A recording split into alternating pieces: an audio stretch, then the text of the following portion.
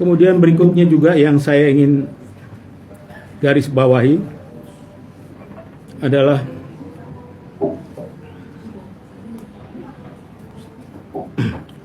adanya kekuatan-kekuatan terselubung di dalam Polri sendiri. Kekuatan-kekuatan ini bisa timbul karena apa? Karena mereka bisa cari uang sendiri-sendiri. Siapa yang kuat mencari uang, dia yang akan punya pengaruh besar di Polri.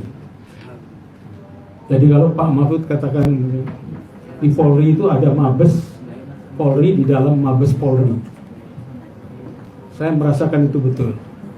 Dan ini tugas, dan tidak mungkin rampung tugas ini dilakukan oleh Pak Listio Sigit sendirian, tidak mungkin. Sekarang coba pangkat dinaikkan seenaknya,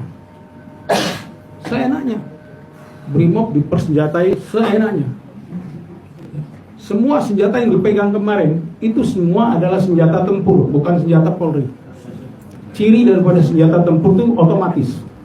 Tapi kalau senjata Polri itu repetir satu-satu. Nah, ini artinya apa? Peluang untuk menjadi super body itu diberikan oleh pemerintah sendiri, Presiden. DPR itu mengamankan. Iya. Budgetnya juga DPR yang nentuin. DPR juga melegalkan semua lewat undang-undang. Amplop doang. Mungkin bukan amplop coklat lagi itu. Ya. Jadi ini yang membuat dia jadi super body. Saking supernya sekarang lebih daripada 34 badan di luar dipegang oleh polisi. Akhirnya polisi itu mampu bisa melaksanakan tugas semuanya, kecuali tugas pokok dia.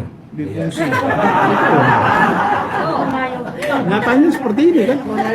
Tugas dia, tugas pokok menyelesaikan Yosua 2 bulan. Terus yang 5 atau 6 orang daripada 6 ya, yang dibunuh hilang begitu saja. Aneh, ini negara ini aneh. Memang harus. Jadi kalau harus kembali ini, menurut saya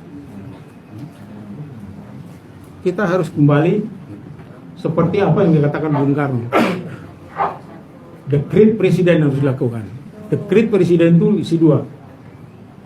Bubarkan konstitusi, konstituante, dan kembali ke Undang-Undang Dasar 45. Bubarkan konstitusi itu ya DPR itu. Tidak ada di mata saya, maaf sekarang di mata saya, tidak ada legal standing dari rakyat. Sehingga apa? Demokrasi yang terbangun ini adalah demokrasi oligarki.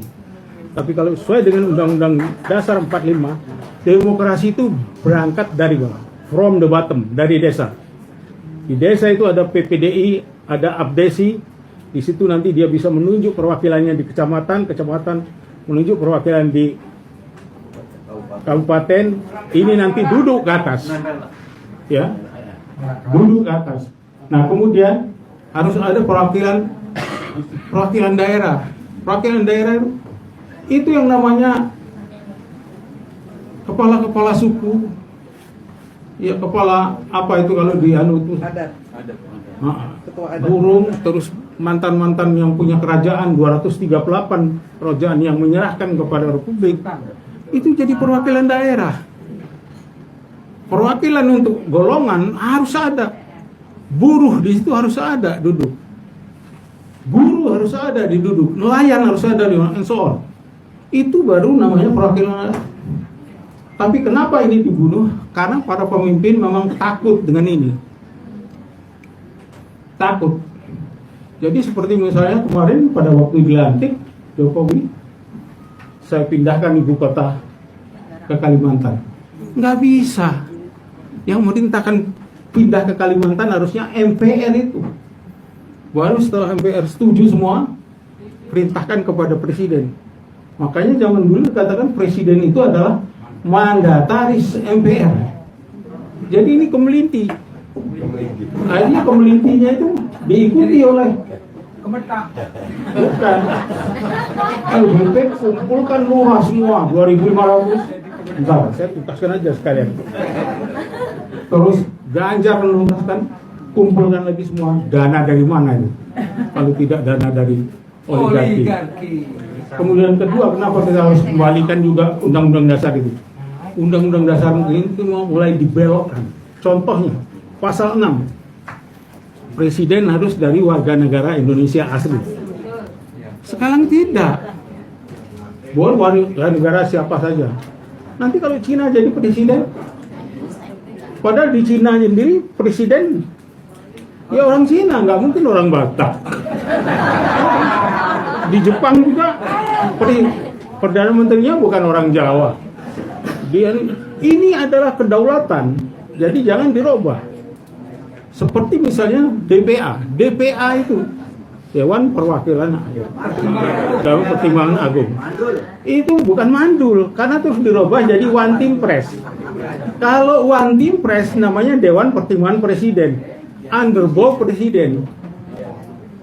Didengar syukur, tidak didengar sudah. Itu BPK. Kalau memang bagus harus diadendum. BPK itu jadinya harusnya adalah Badan Pemeriksa, bukan kinerja pemerintah. Jadi dari situlah akan keluar yang namanya Badan Pemeriksa Kinerja, yudikatif, eksekutif dan lain. Jadi jangan dikeluarkan Badan Pemeriksa itu dari badan itu sendiri. Sama seperti tadi katanya Pak Abang. Itu yang namanya hasil pemeriksaan dibalikkan lagi pada polisi. Iya kan, Pak? Kan bisa berubah di dalam itu. Inilah anehnya Republik ini. Jadi kalau menurut saya itu harus. Dan saya melihat kenapa Komnas HAM itu tidak kuat, karena kita meniru dengan Barat. Kita ini negara Pancasila. Kenapa kita bikin Komnas kemanusiaan yang adil dan beradab? Pembunuhan ini kan tidak adil dan tidak beradab. 5 apa kita juga tidak adil dan beradab. Harus berani kita rubah gitu. Terima kasih.